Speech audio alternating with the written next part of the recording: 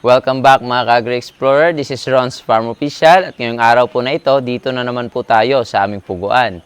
At meron na naman po akong isi-share na konting kaalaman tungkol po sa pag-aalaga ng pugo. Alam niyo po ba na kailangan po nating malaman ang timing po ng market demand ng itlog ng pugo sa ating lugar bago po tayo magsimulang mag-alaga nito. Kailangan po nating malaman kung kailan po mataas at kailan po mababa ang market demand ng itlog ng pugo upang sa ganon maiwasan po natin ang pagkalugi. At dito po sa aming lugar at sa base po sa experience namin ay during summertime po talaga napakababa ng market demand at napakababa rin po ng presyo ng itlog ng pugo.